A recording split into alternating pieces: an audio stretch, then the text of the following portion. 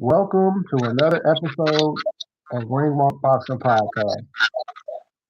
I am Bean, and today I have a special guest in the house, ladies and gentlemen, out of sunny West Coast, California, my guy Lucas.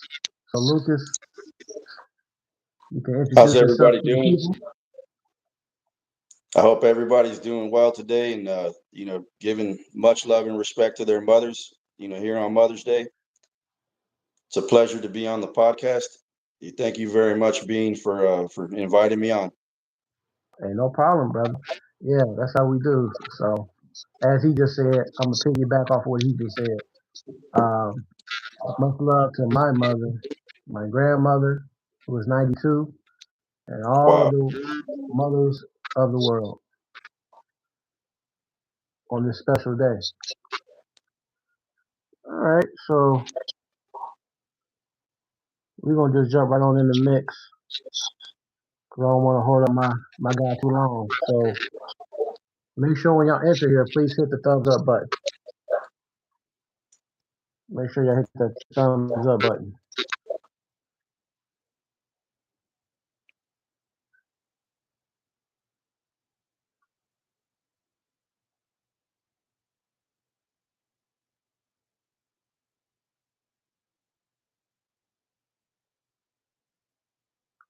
All right.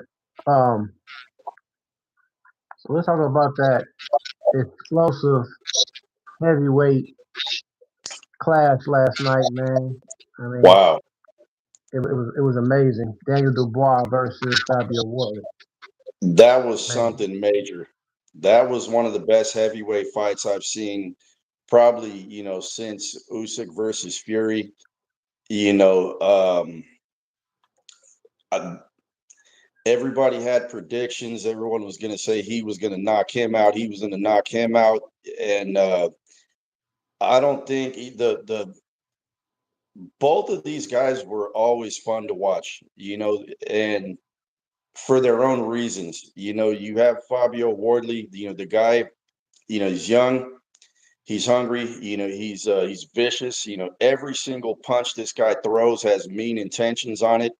He has his you know he has his faults, that on one hand, they actually make him more fun to watch because he's hittable, because he'll be down on the scorecard sometimes, but he's never out of it. He's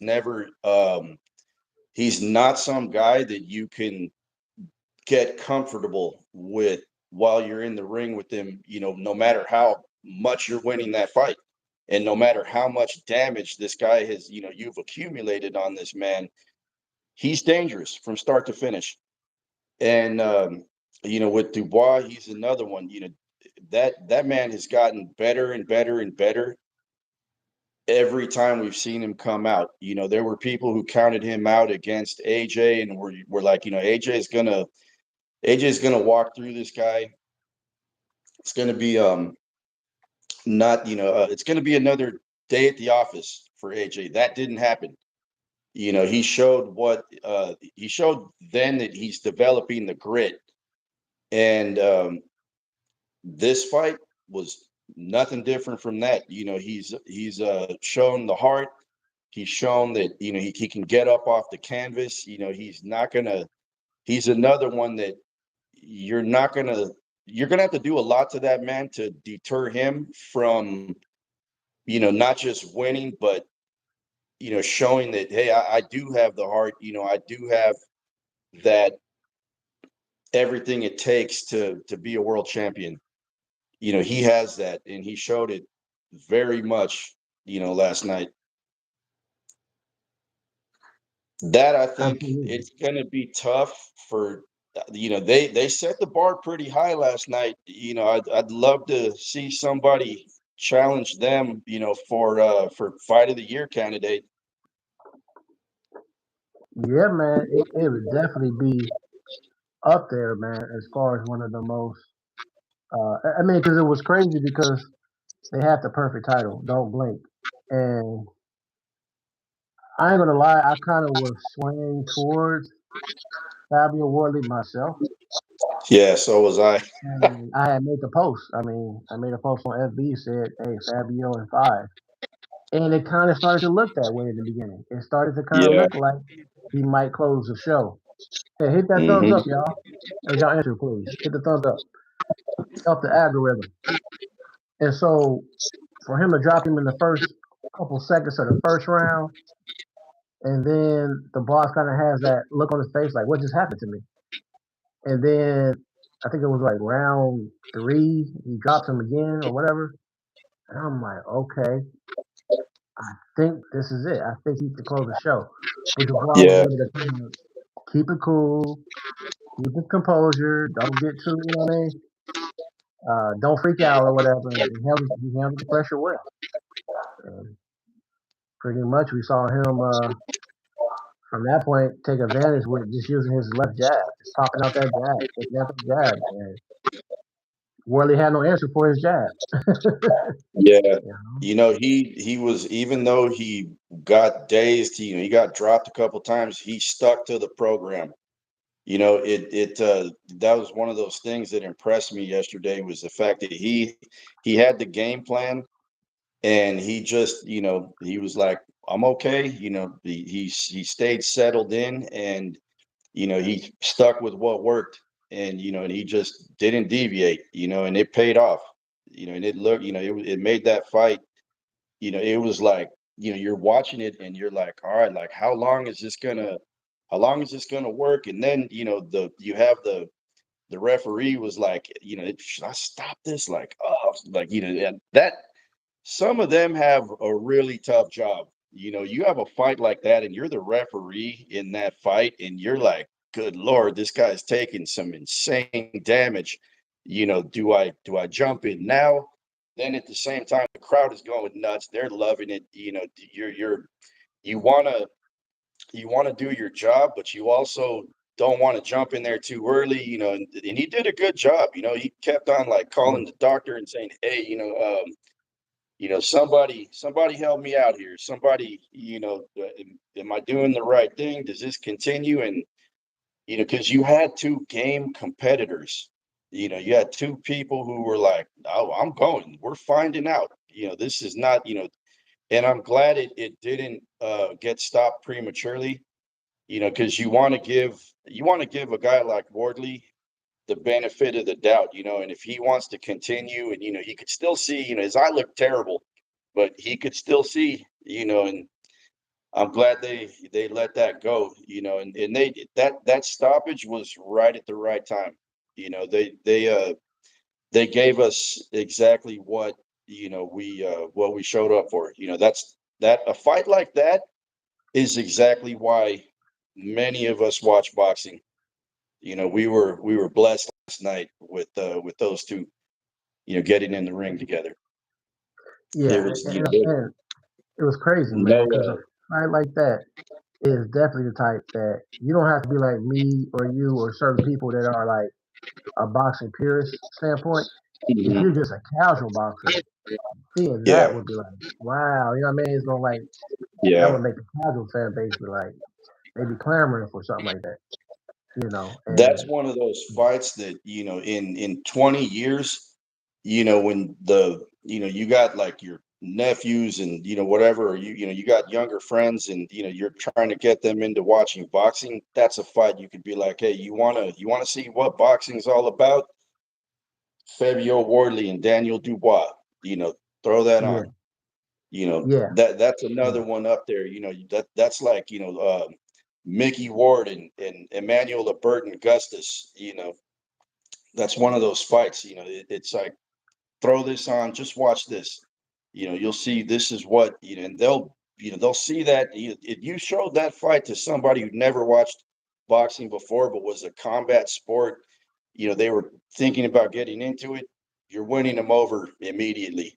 You know, with showing them that this is what the sport's all about, that the determination, the grit, the heart, the blood, the sweat, all the preparation, all the sacrifice that goes into it, and these two dudes left it all in the ring, you know And that's that as a fan, that's all you can, that's the most you can. They did it. They reached the pinnacle right there. That's going to be a fight that we're going to be talking about for a long time. for sure. I'm gonna read a few of these comments in here real quick. Shout outs to my cousin Sweet Jones. I appreciate you coming through. Uh, Key Hill, thanks for coming through. I appreciate the support. We appreciate it. Adam Hurley, you said, did you guys know after the second knockdown that Wardley leaned over to Dubois and said, "You're a quitter"? Well, he Oh sure no! found out yesterday, didn't he? Wow. And that makes a good point though, because I was thinking this. Some things just pop in your mind sometimes. So I'm like, Mhm. I think that it was too much of a self assurance between Wardley that they were relying on that, thinking, "Oh, he'll cave in. The ball's not tough enough. He'll fold." And I'm like, "No, you want to be prepared for the best version of Dubois. Yeah, Never downplay a person or think that you know what I mean, or just play on that yeah, because it'll backfire. And it backfired. yeah. You never take somebody lightly when they're standing across from you. That's one Yep, of the biggest mistakes you can make. As a fighter. absolutely, man, absolutely. Yeah, I've seen that happen from like these younger dudes in the amateurs.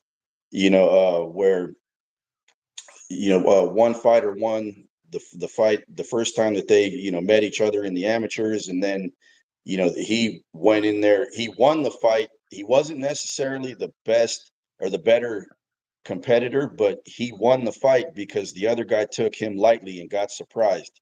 And then he turned around and he had gotten like because he had fought him and he won. He was like, I'll beat this guy again. And he didn't realize that the other guy was like, I shouldn't have lost that fight. And then he took training more seriously, and he took fighting him more seriously, and he went in there and washed him. And he was, after the fight, I was talking to that young man, and he was like, I don't know what happened. And I told him, I was like, he took you lightly, and then you took him lightly. And that's, I was like, you guys should probably fight again. For you guys should probably run that back again and see what happens. But they never got a chance to. That was a few years ago, and it was a coworker of mine's son that was one of the boxers, and he convinced his son. He was like, you're taking years off of my life. Watching you up there getting punched in the face. And so his son was like, all right, dad, like, all right, like, I'll hang him up. But it was fun, watching that kid for the time he was in Absolutely. the amateurs. I'm gonna read another comment But down that's the here. You kind of thing said, that can happen. absolutely, man, absolutely, bro. Adam Hurley said, "Did you guys know after the second?" Okay, I read that one. And then Wayne, you said, "Shout out to you, Wayne. What's going on, mate, over in the UK?" You said Oh, Dubois cool. Thanks. versus Wardley, one of the great heavyweight fights. It definitely was. It definitely is Yeah. one. I told somebody it kind of takes you back to Foreman versus Lau. Just Oh two big man. guys, and they just going crazy at each other. Yeah. Uh, no skill involved, just straight savage. Yeah. Absolute savagery.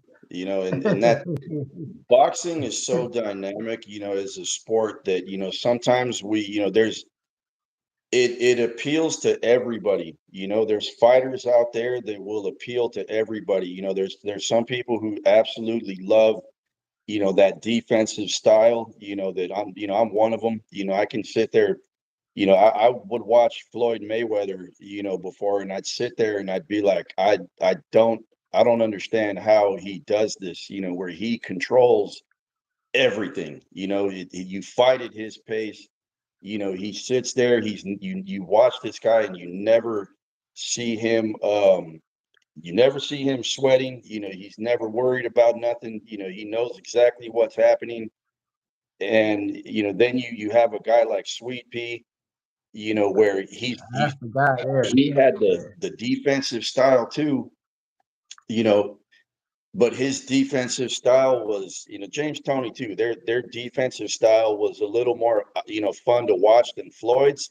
But you Hmm. had to marvel at all three of these guys, because they're doing the exact same thing, and you never you have to appreciate the level of talent that takes, and that do you have people who love that style of fighting, then you have people who love the absolute, like we were talking about with Wardley and Dubois, the absolute savagery of the sport, where you have two Yeah, guys in there that they're throwing caution to the wind.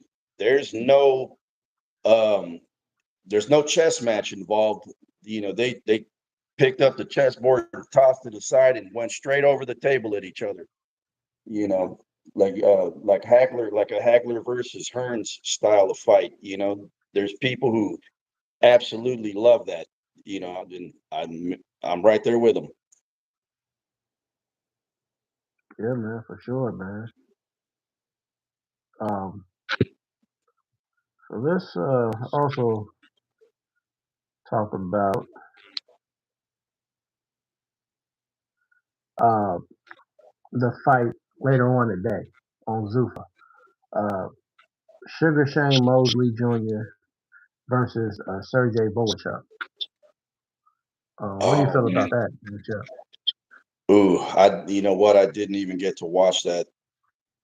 Shoot, Well, I had I to. don't know. I think that's coming on at some point. I don't know if it's on yet. It's coming on today, Oh, I believe. oh, that's Yeah, today. it should be a Sunday fight. Oh, Yeah, if I'm okay. not mistaken, Oh, right I on. think I that was gonna is say, I today. was like, man, I was like, wait a minute. I was like, I was looking on the channels. I would have watched that yesterday if that happened. I'm glad that's today.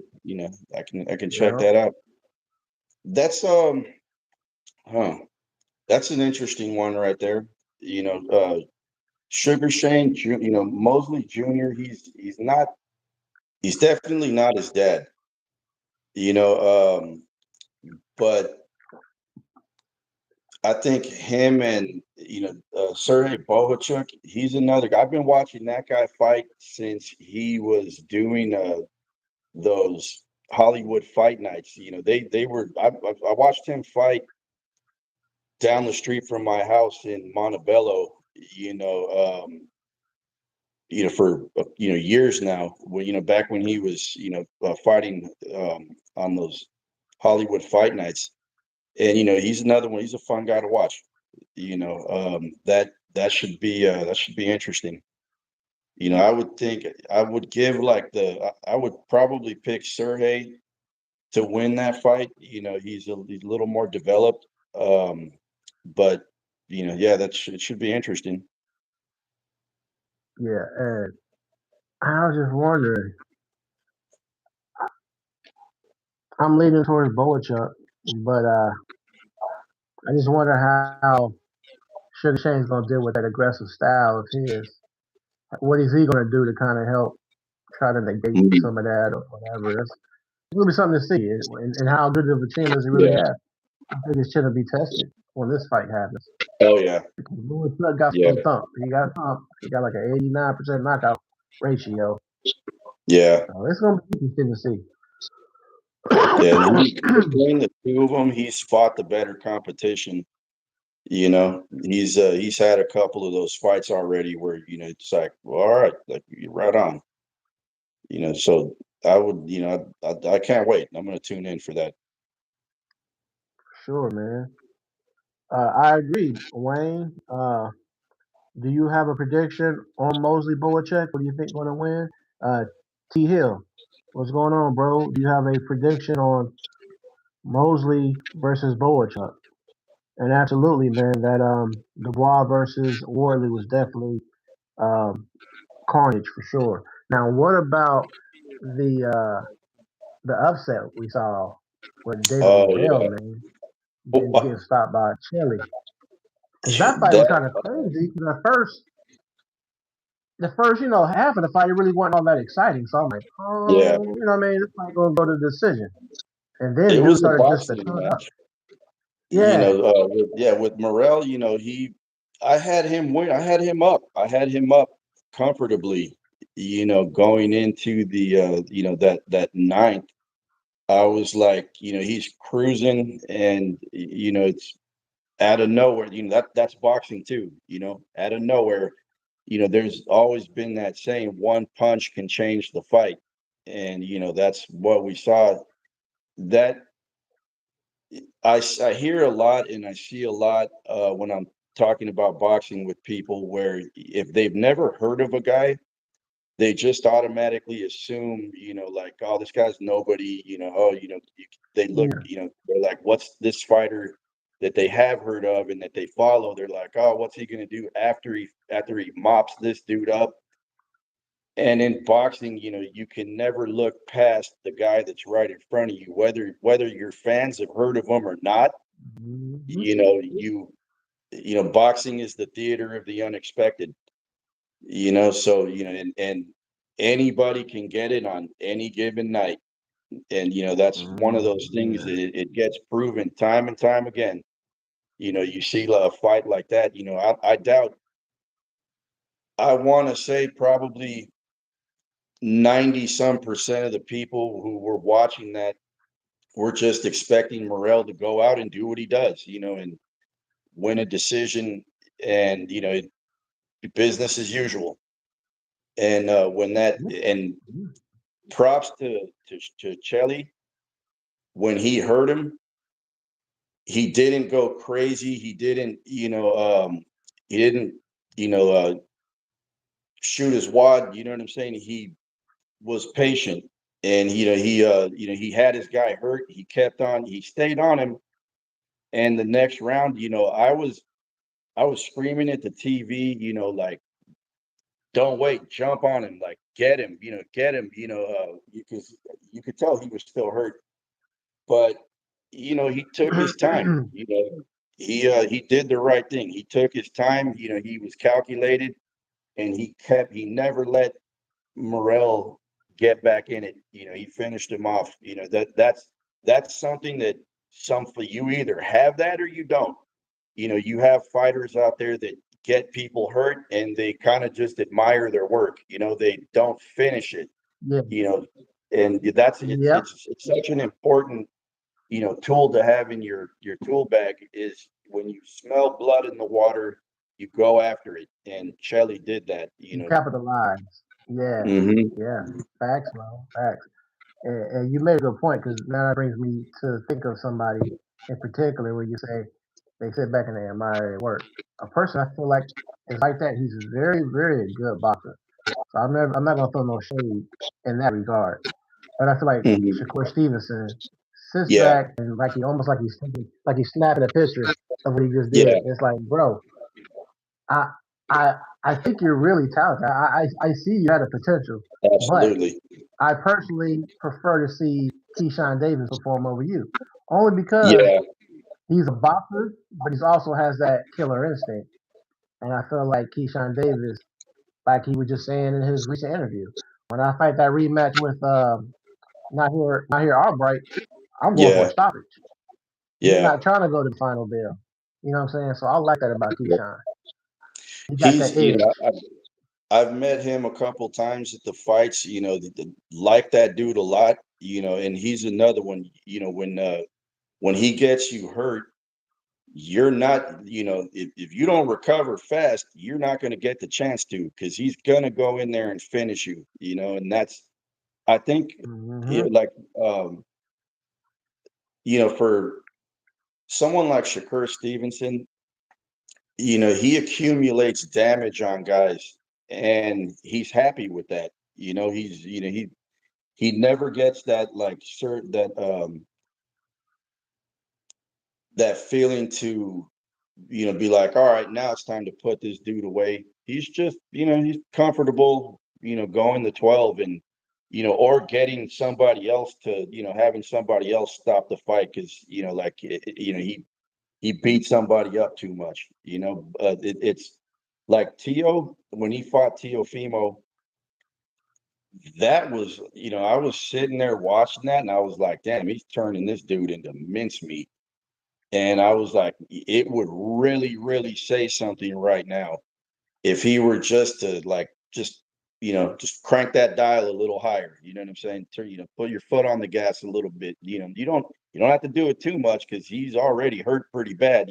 But you know, do a showstopper.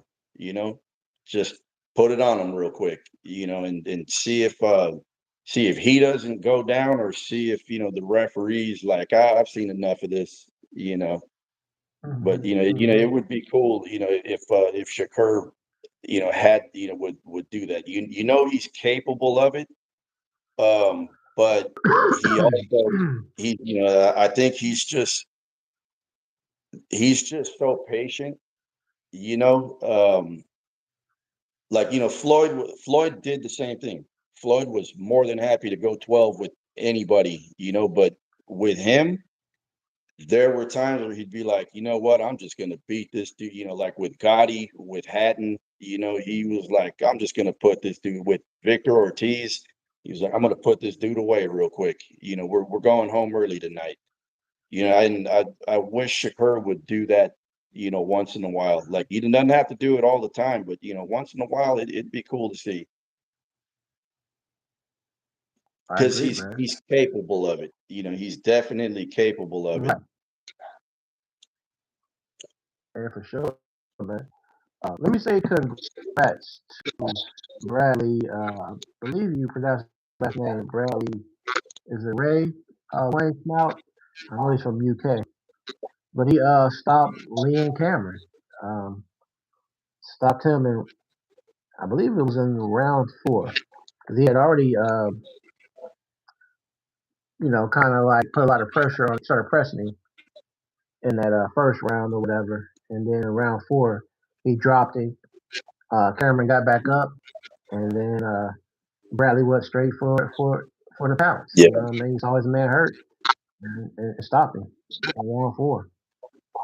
So, that's a two, guy two, I'm two I'm guys in the keeping my UK. eye out for him Yeah, from now on. Keeping my eye on that guy because he's another. yeah, man, for He did a sure. showstopper right there. That honestly, that whole card was, it was worth getting up at 9 in the morning, and turning the TV on, and sitting there, eating some bacon and eggs and watching these men work. I'm about to have to say something. Let me see how you gonna respond to this one, Lucas. Okay, he Whatever. says, and shout out, Mag. This is your first time here, I believe. You said Shakur really don't want to fight Tank. Pay attention. That's a very interesting take on boxing right now. I don't see any reason why Shakur wouldn't want to fight Tank Davis. If anything, the evidence is pointing the opposite direction, where they Floyd and Al Heyman kept Davis away from the Shakurs, the Haneys, the Tios, the Lomas. They kept him away from all of those people. These people have like and I'm not going to say that it doesn't happen, because we see it. We see certain fighters get their careers like strategically maneuvered around certain people, certain other fighters, certain other styles of fighter. But Excuse me. Hmm. these guys, you want to believe in your heart of hearts that these guys want to fight each other. Like, I mean, even if it, for the payday that would bring alone, it's incentive enough for them to want to get in there with each other. It's especially, a guy like Shakur. Tank starts off slow. He once he gets going, then you're in trouble. But he's kind of that fighter too, that somebody, excuse me, like Shakur Stevenson, he could lull him and drag him along, for 12 rounds, and before you knew it, the fight's over, and hey, he won enough rounds where he gets the decision against Tank Davis. You know, it's not a foregone conclusion that at some point in that fight, Davis would just knock Shakur out. It's not. You can't touch that guy. It's incredibly hard to solve that puzzle. And I think Shakur knows that because that young man has a lot of he believes in himself. And so I don't think there's anybody out there that Shakur Stevenson wouldn't get in the ring with. I don't see it. I just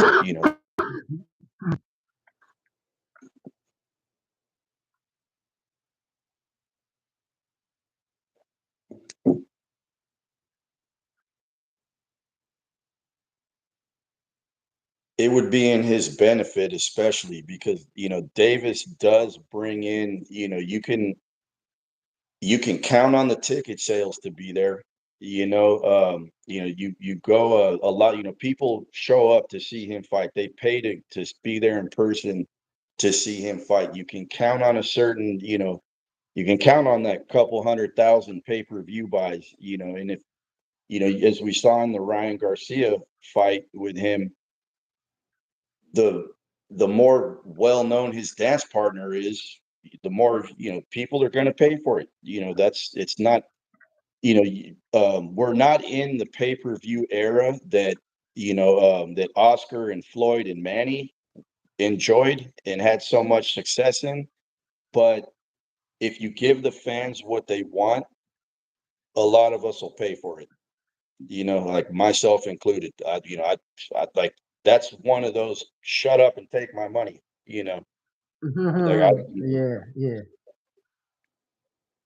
for sure, man. because yeah, we don't Um, mind.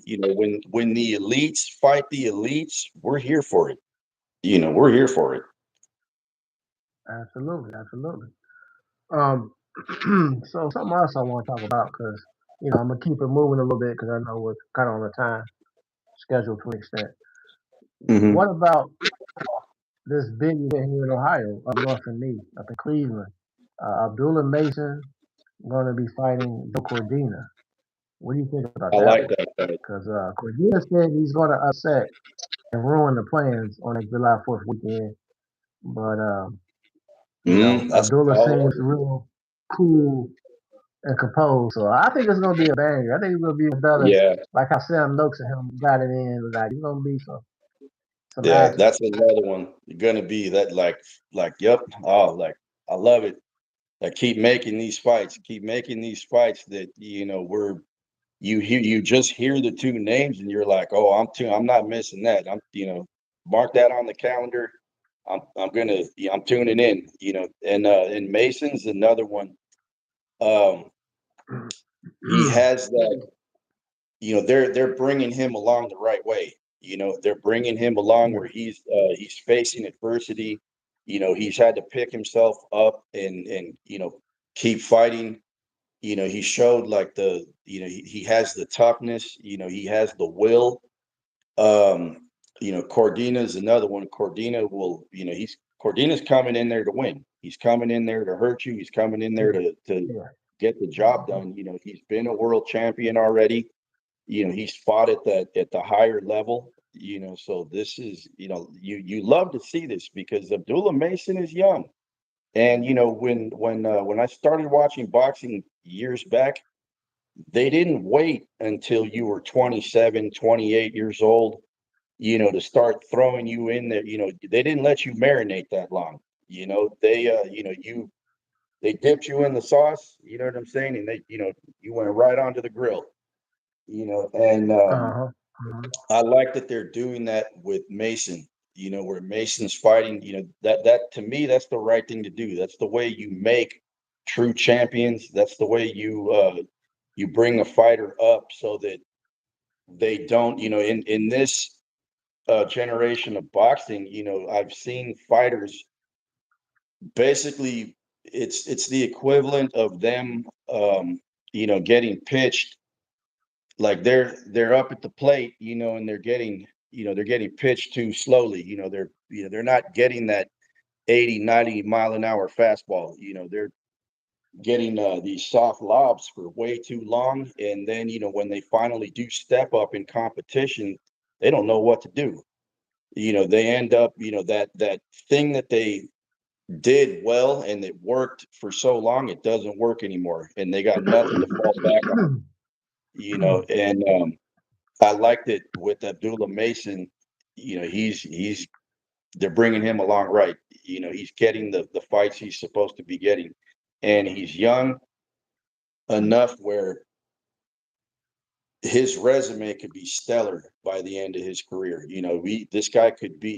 He's another one that has the talent. He might not remain undefeated, and that's perfectly fine. You're not when you're taking on the best of the best, you're not supposed to be undefeated. You're supposed to very, Right. very few and Right. far between achieve that. And Mm-hmm. when Absolutely you agree. fight the best all the time, you'll see the fans. They don't care that you lost a couple. They don't care that there's guys out there like they're as popular as ever, and they got look at Del Boy, who was at the fights last night. Derek Chisora. This guy's got Yeah. double-digit losses, and he's a celebrity. Mm-hmm. You know, Yeah, he is. Yeah, fans on both sides of the pond, they love this guy. Because they love him. this guy Yep. has a Hall of Fame resume. There's he's fought the who's who from two different generations of fighters. And you got to Mm-hmm. respect that. Mm-hmm. And a guy like Abdullah Mason, if they keep doing what they're doing and they keep putting them in there with the people they're putting them in there with, he's going to have that too. He's going to have you got to love a guy like that, that's up for the challenge early. Yeah, I wish they would have done that with Benavidez. I really wish, they would have done that, where,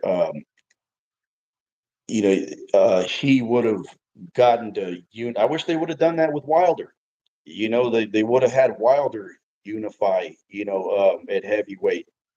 It could have made for a better, like, imagine if he had two belts and AJ had two belts at the time when that was all everybody was talking about.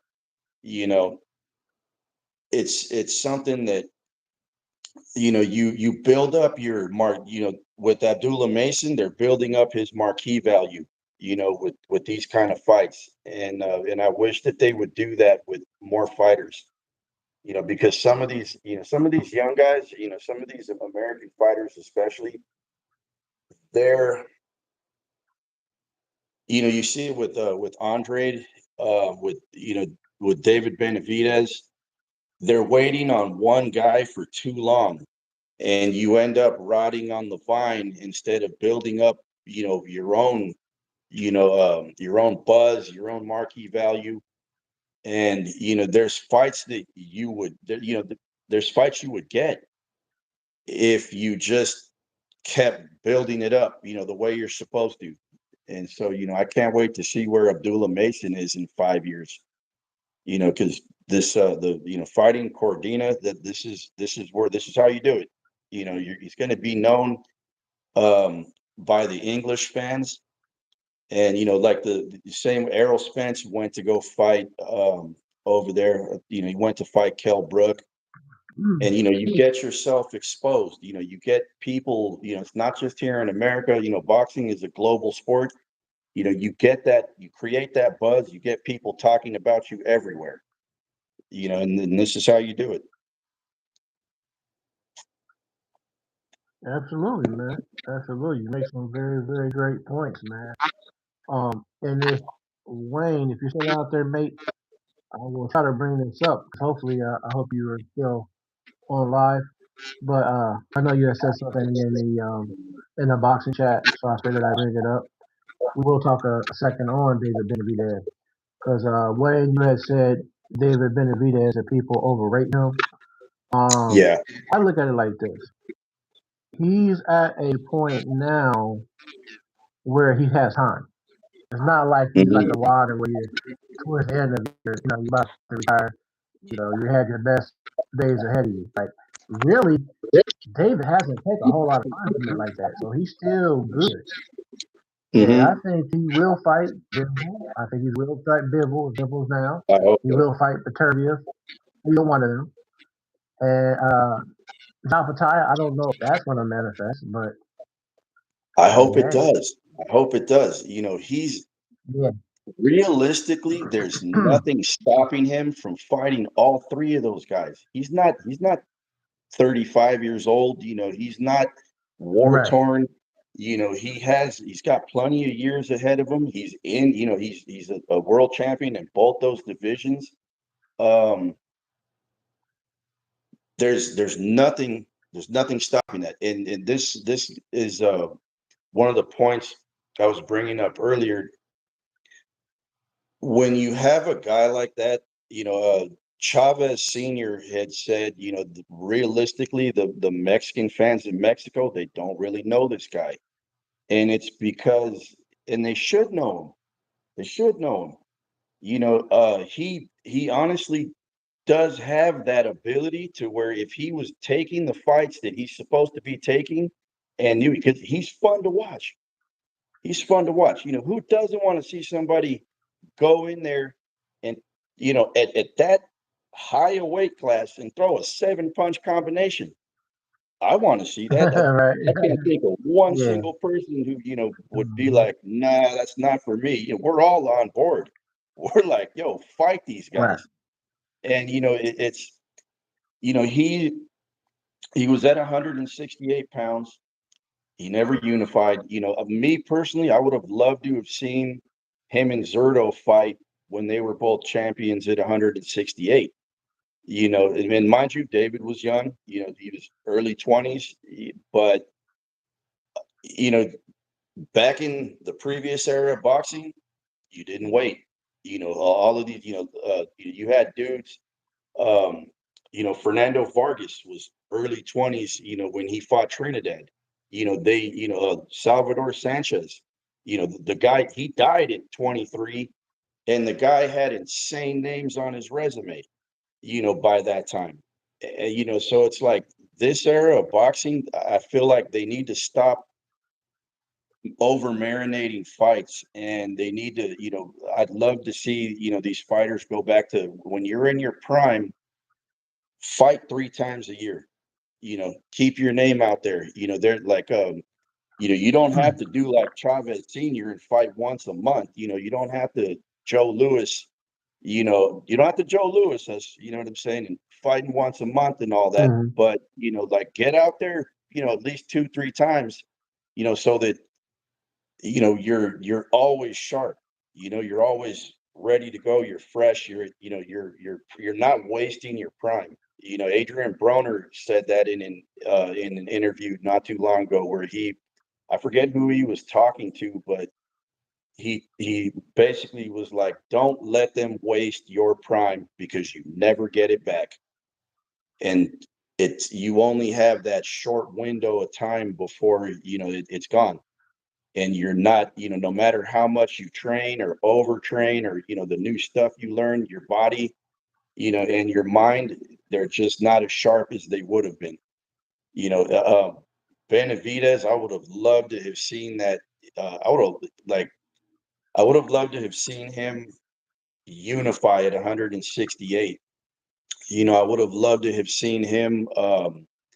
He can still do it. He can unify at 175. Like there's nothing stopping that. He could, while he was waiting, Bivol got injured. It happens. People, that nothing in life ever goes as planned. You could be as meticulous as you want to.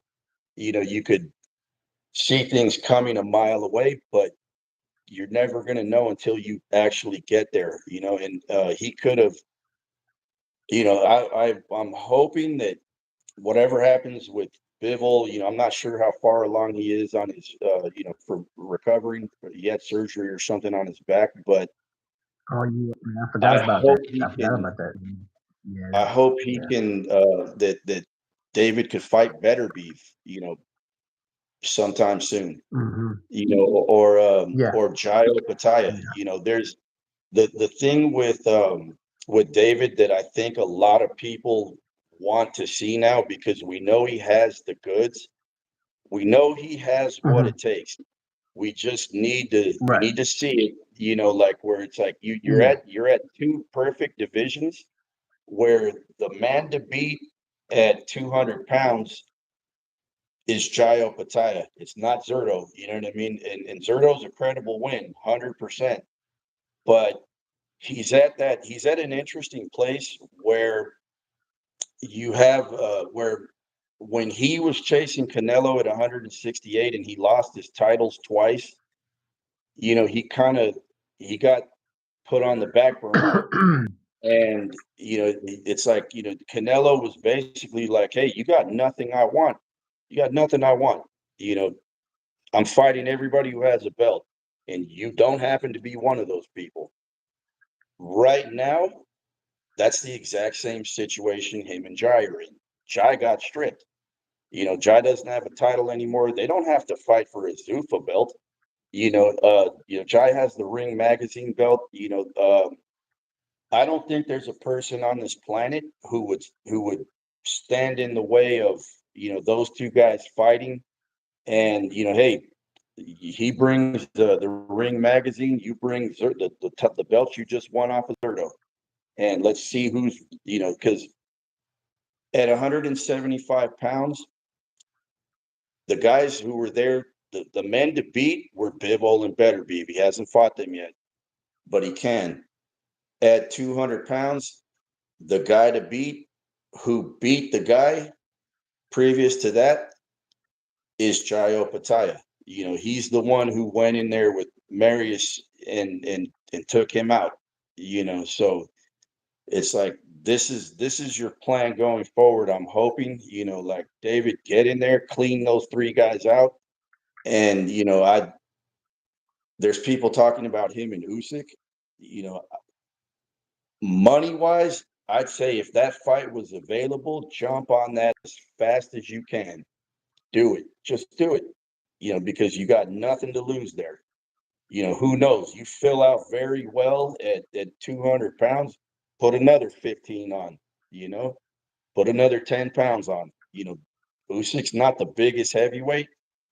He's one of the most talented, and that's going to be a problem. But you never know until you do it. It's like he has everything to gain and nothing to lose. In taking on a fight like that.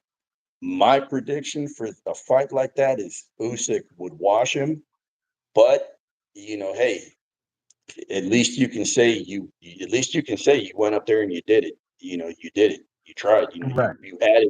you added a first ballot Hall of Famer to your resume, and you gave it the best shot you have. You know,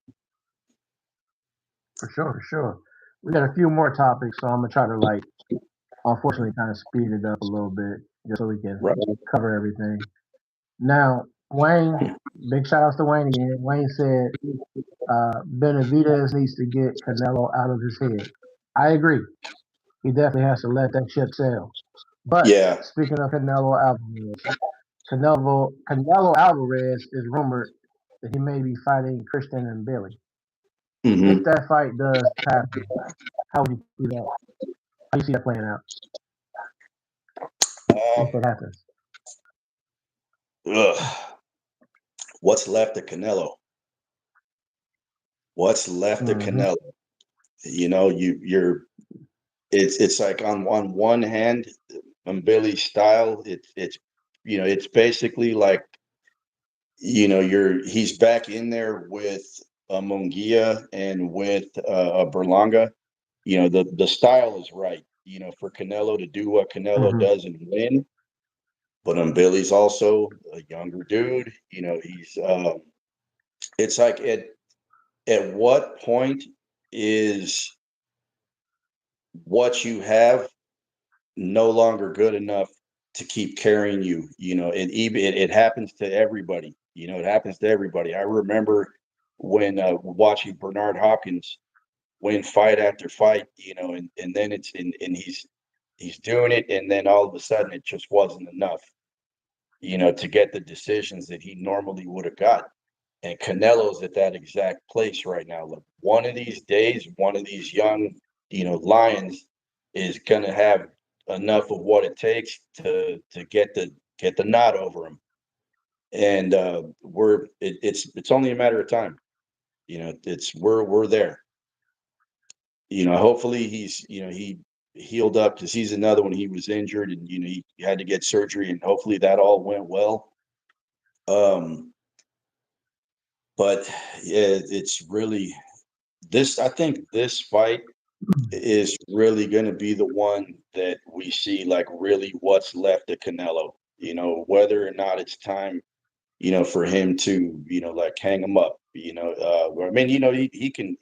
The guy let's be honest, that guy could keep fighting. He's not old either. That guy could keep fighting seven, Right. 8 more years if he wanted to, and making, payday after payday, because the fans, the fans are there. They're gonna go to his fights. They're gonna pay to watch, the pay-per-views. Um, but the decline, like, he's well into it. He's well into the decline. For sure, for sure. All right, this is roughly about four more subjects I'm going to talk about. Um, the return of Errol Spence and him fighting Tim Tszyu in Australia on July 25th in the welterweight division. What Yeah, you think that's on one that, I'm man? looking forward to. That's one I'm definitely looking forward to. I've been a Spence fan for a lot of years. Yeah, me too. He, yeah, that guy, you can't, he's in his style, like, you can't, his personality, you can't help but like that guy, you know.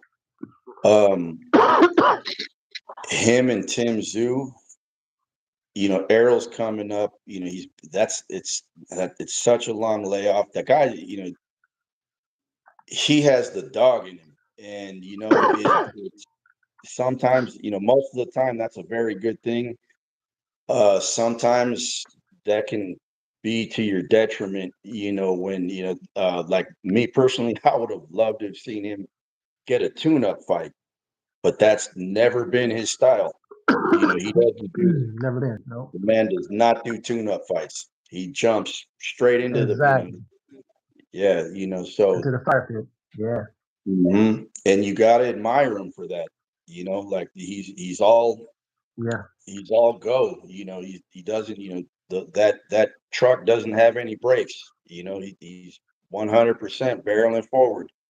And that's going to be an interesting one to see. I don't. I'm I'm pulling for Errol Spence Jr. to win that fight. I'm picking Errol Spence Jr. to win Okay. that fight. Um, I hope Errol Spence Jr. wins that fight, but Tim For Tszyu sure, is man. not I'm riding with you somebody on that that, one. and fighting. And I'm glad that Errol is going to Australia, because it's Yeah. another, it's Yeah. like, hey, go Uh-huh. over there and go conquer another continent, my man. Go do it. You know, you're just adding to what Yeah. you've already done, and Mm-hmm. I'd love Mm-hmm. to see him become a champion at 154 pounds. I don't, um, I'm hoping that he beats Zoo, and then, maybe he gets a shot at Fundora, and we'll see what the heck happens Yeah. there, because he, like, or maybe, who knows, maybe he could fight the winner of Boots versus Zayas or something like that. And, if he gets, if two, Crazy. 3 fights down the line, where they hang a belt on him, that would be spectacular. Absolutely. Hey, shout outs to my guy Graham over in Europe. Thanks for coming through, mate. Um, yeah, so I'm gonna just touch on that a little bit myself. I'm riding with Spence as well. I feel like Spence has enough pedigree, has enough experience. Um, yeah, ring rust could be a factor, but at the same time, taking the time off after a bad loss like that for you physically and mentally could also rejuvenate him or whatever. Yeah. I don't think he's going to overlook Tim at all. I think he very, very well understands what he's dealing with. Now, I was just thinking, Charlo had been out the ring for about the same amount of time.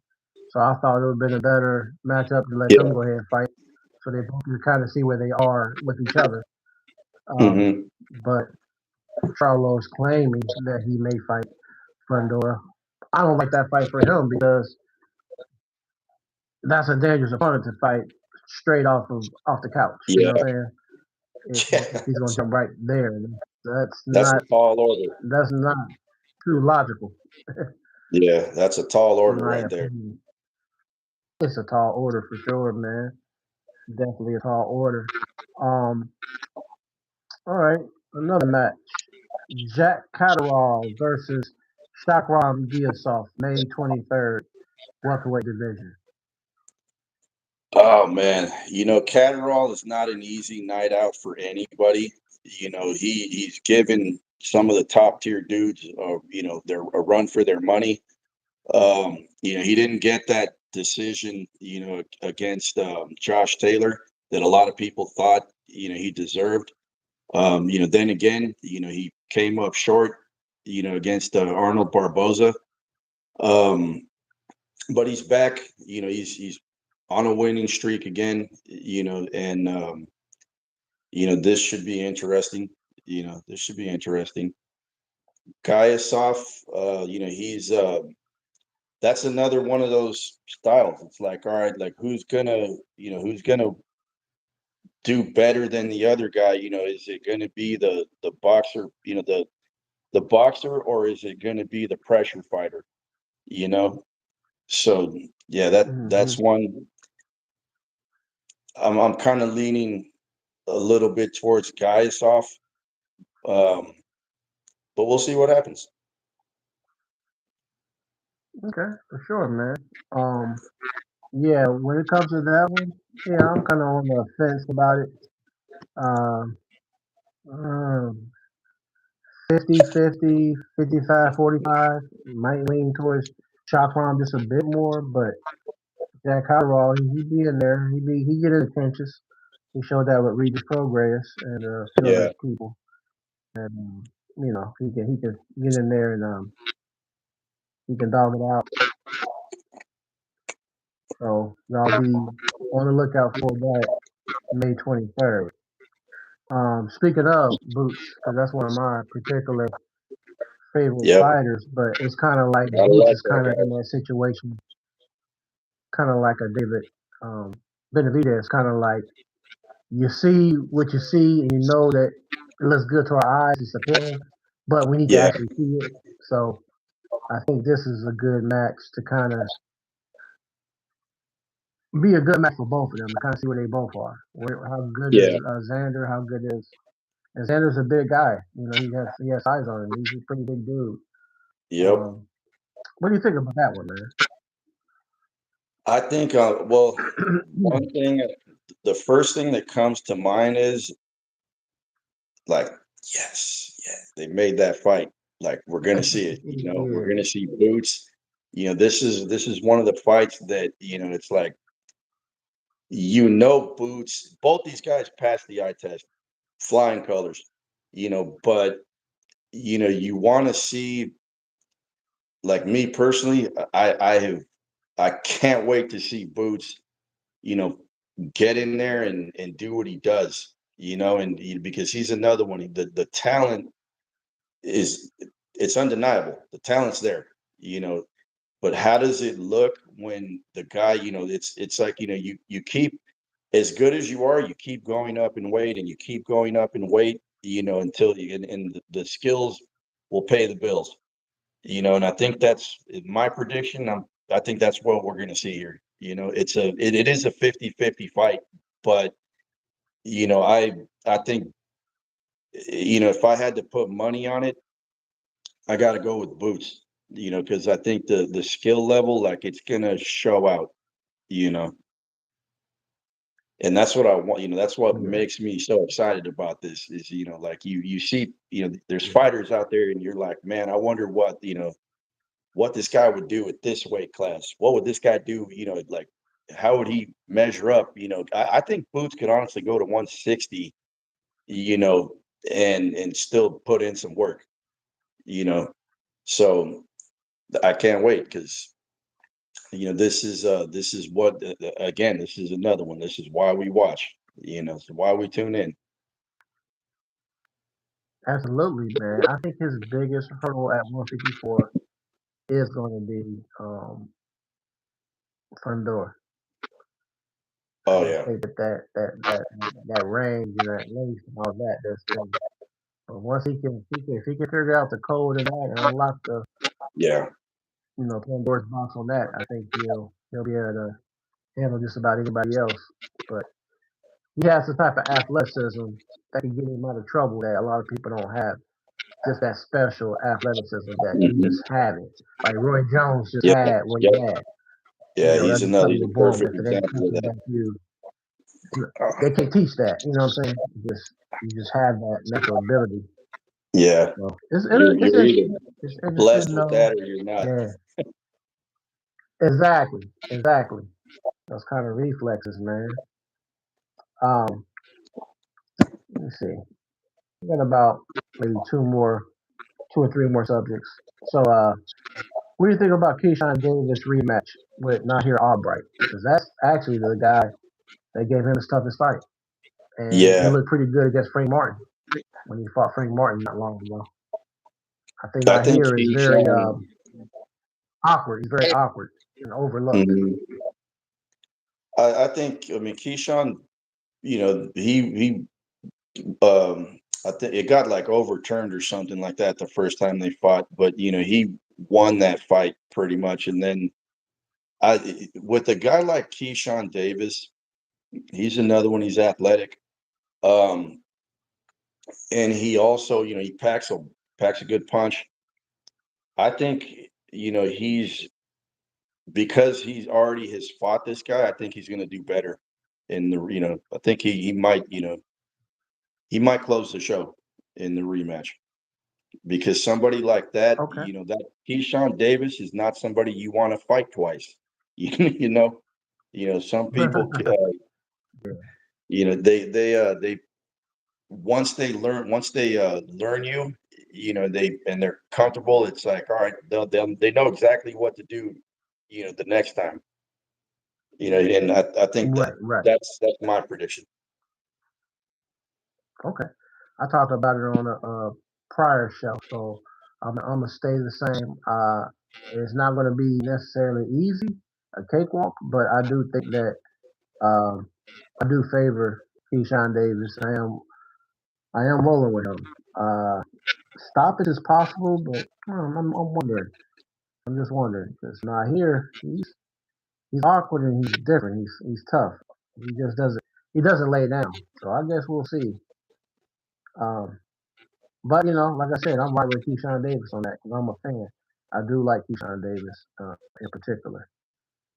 All right, so I believe the fight will be next weekend. I can always Google just to make sure, but Dave Allen fighting Philip Herkovich.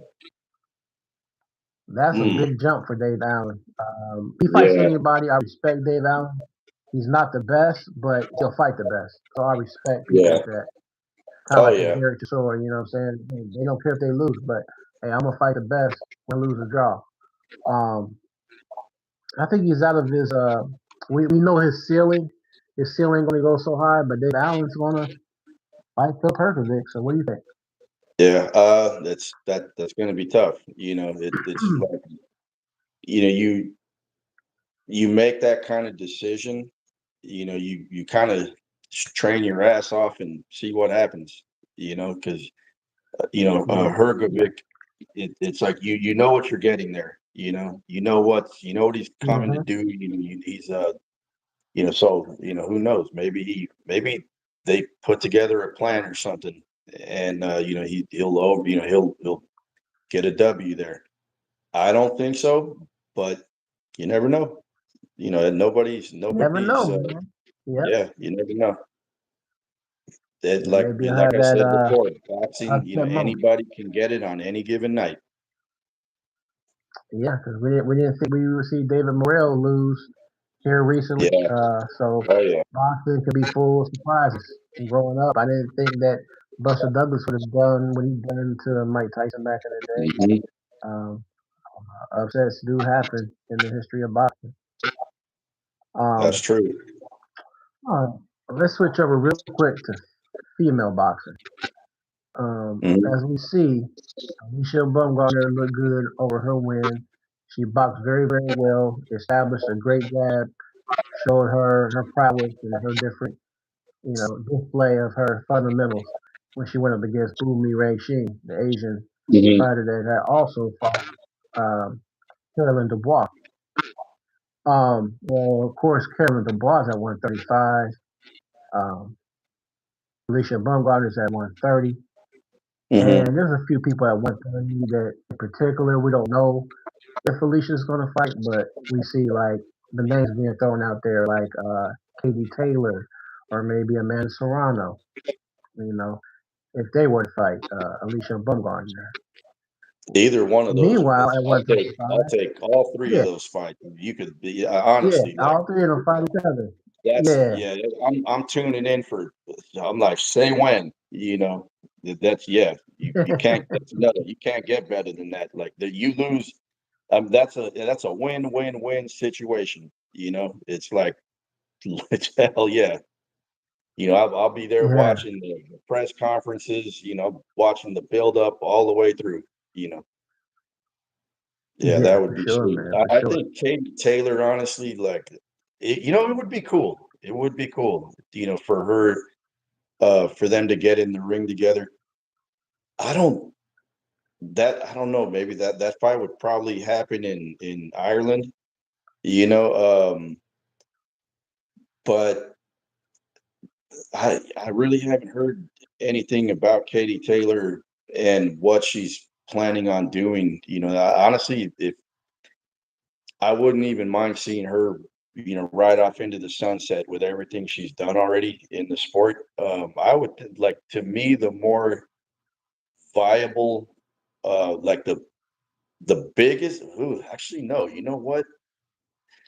Carolyn Dubois has the UK crowd.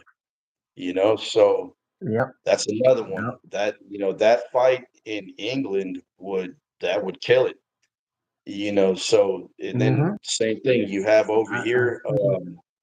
see. Amanda Serrano, she's a big name over here. The money's behind her.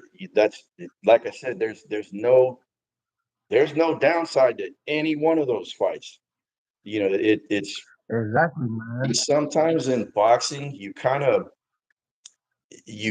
wish it's like why can't we get all three of these things? Like why can't in a perfect world, Uh-huh. why can't all three of Exactly. these happen? Yeah. You Mm-hmm. want to be spoiled and and greedy and like man like if all three of these fights were to happen like that shit would be awesome, but who knows. I hope, yeah, I hope we get one of those at least. I hope we do get one of those. Yeah, and I tap into my Twitter a lot more now because I've had a Twitter account for a long time, but I kind of was still learning the ropes on it. But I see Yeah. and I learned through my cousin, shout out to Cam J, that Mhm. a lot of the boxers are using that tweet as their Yeah, one of their modes of you know information that's and going back and forth. So I see a one of lot the of best Carolyn ways Dubois. to get in contact with Yeah. boxers, promoters, with just kind of everybody is Hmm. Twitter. Is at the X app. I it's one it's it's a fun place to be on, because of the fact that you get to interact with all these people. And I mean, it has a dark side too. Twitter has this fringe group and the like. Basically, as much as there are like good people to talk to, and there's a whole, but like Twitter, you will not ever find a shortage of people to talk to about boxing. It also has that fringe group of maniacs, that you kind of, it's like you read a comment, you're like, all right, never mind. Exactly, exactly.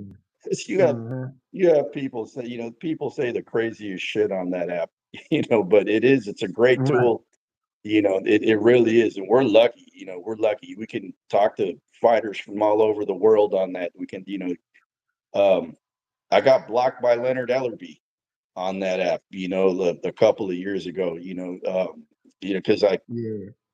I was reusing his tweets, and Hmm. I was like, Leonard, I was like, that's interesting. A couple of months ago, you tweeted this. he was, he was like, nope. So you're out of here. So, but it's fun. Boxing Twitter is a great place to be. It really is. I know, especially later in the nighttime, you'll get there's always boxing talk going on. You can hop on those group chats. You can sit there and listen. You can join in the conversations.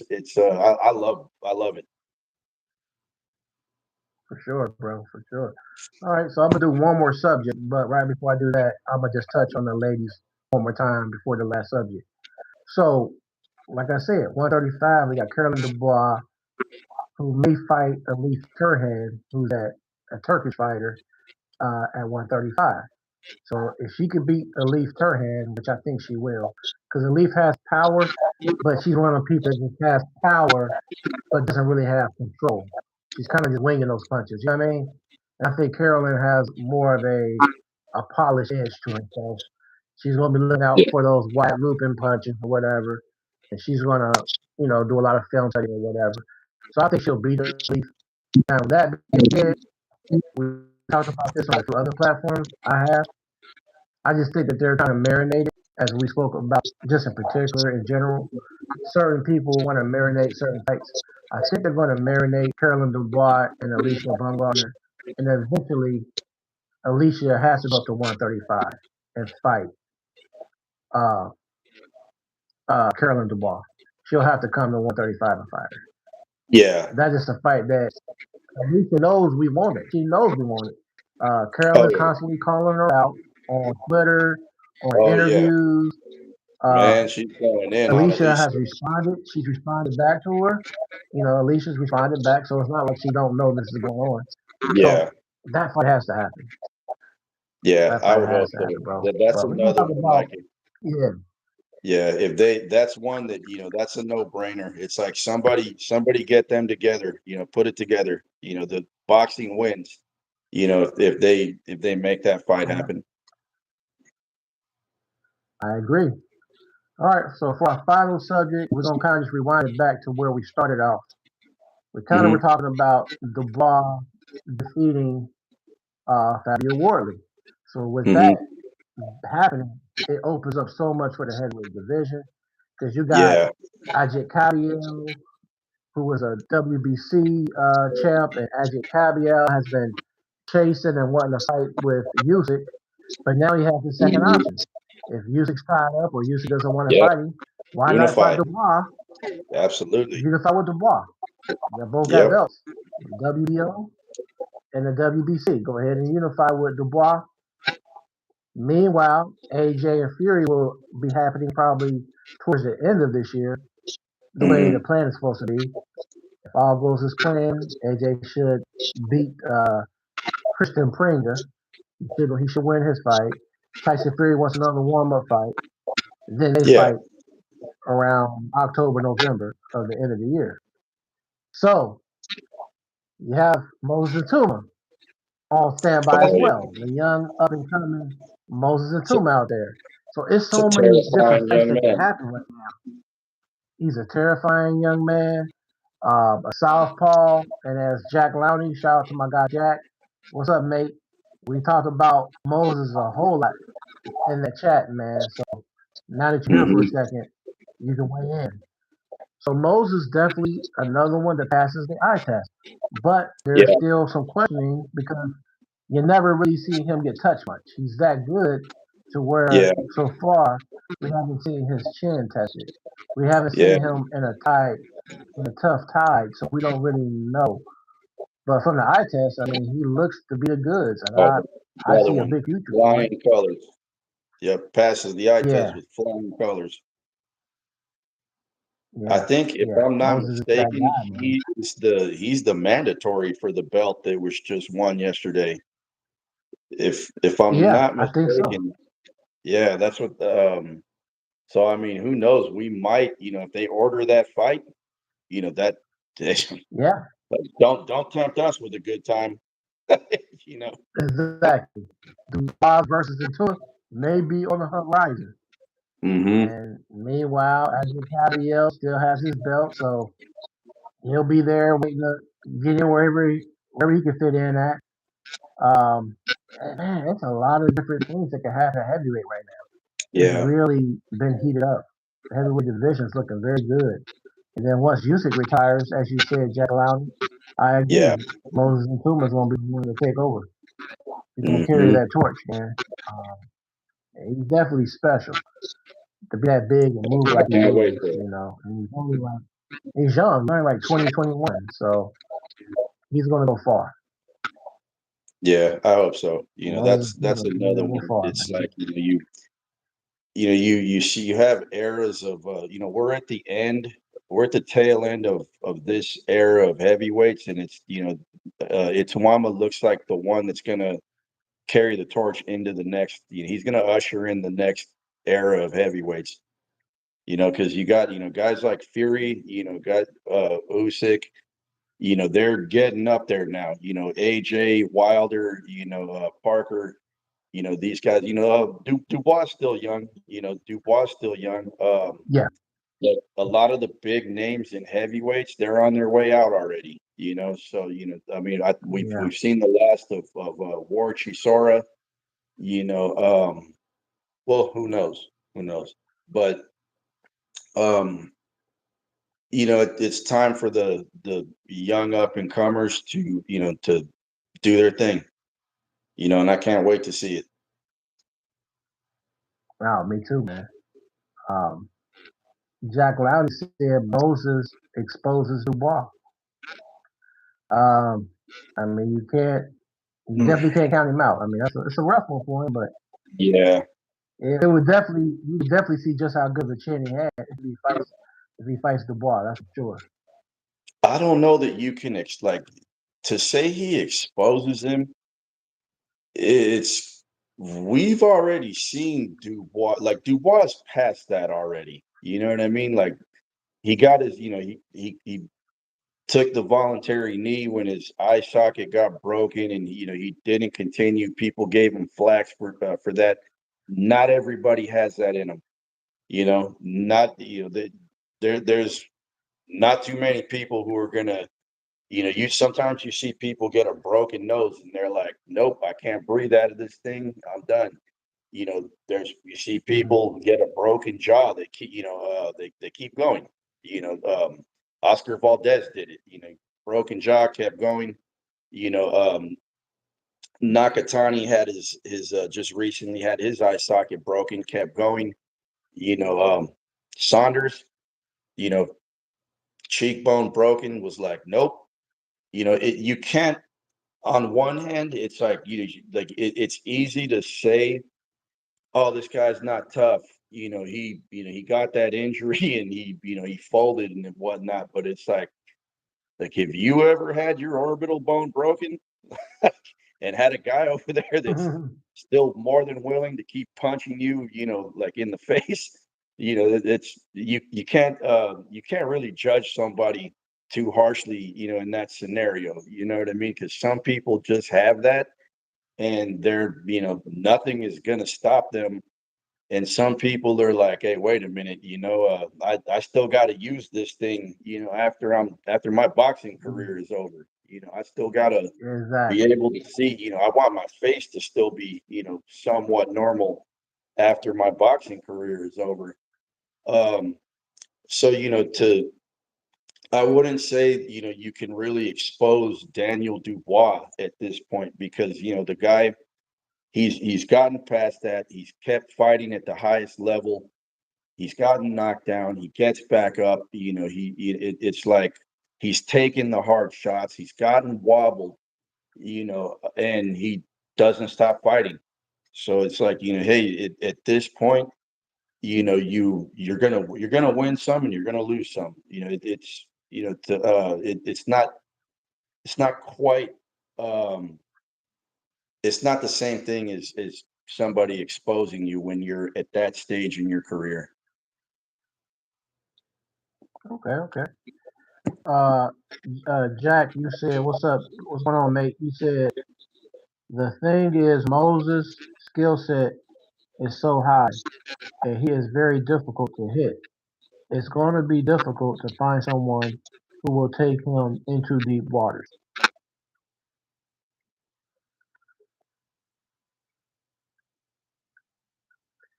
Um, He has to do it at the well, I high. guess He has Moses. to do that.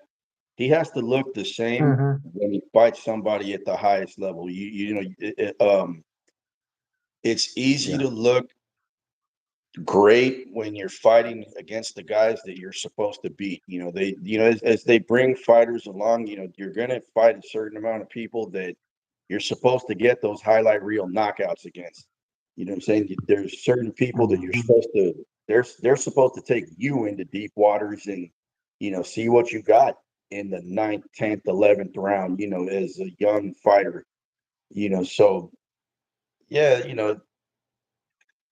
we'll see because I have full faith that guy is gonna fight, somebody. He's gonna fight an A-lister very soon, and we'll see what happens. Absolutely.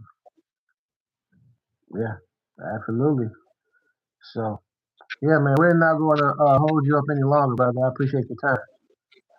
Absolutely. Thank you So so we'll do much this for again. inviting We'll me do on this the again. podcast, brother. It was a pleasure, and let's do it again sometime.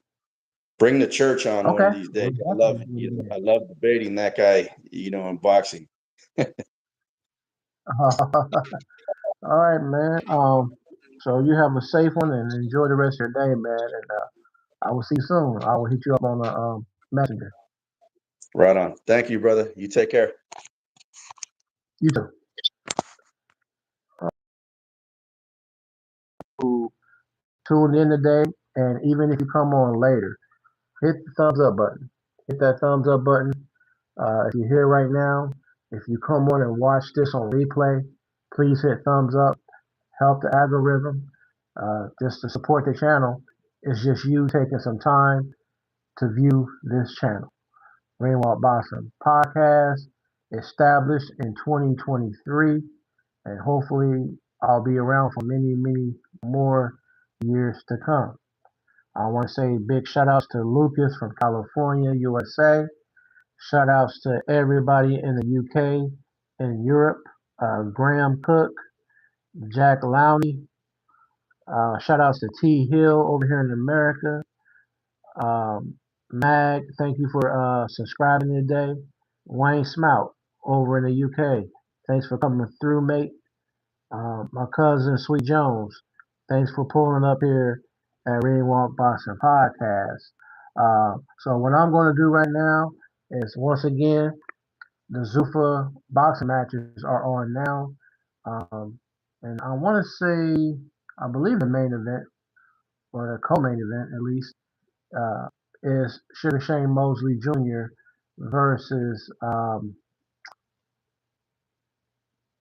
Sergey Boychuk. Also, notable mentions from earlier. We talked a little bit about Abdullah Mason. So on that card, be looking out for Shoo Shoo Carrington to do his thing, up and coming fighter, Shoo Shoo Carrington. And also shout outs to Cleveland's native, another Cleveland native, alongside Abdullah Mason, Tiger Johnson. So hopefully you enjoyed this episode of Ring Walk Boxing Podcast. We will be back here next week on Sunday, every Sunday, 6 p.m. Eastern Standard Time in the USA. Again, happy Mother's Day to all the mothers. Shout outs to everybody in the 513 Cincinnati, Ohio, USA, in the city of Cincinnati. You all be safe, and I will catch you all on the next round. Peace.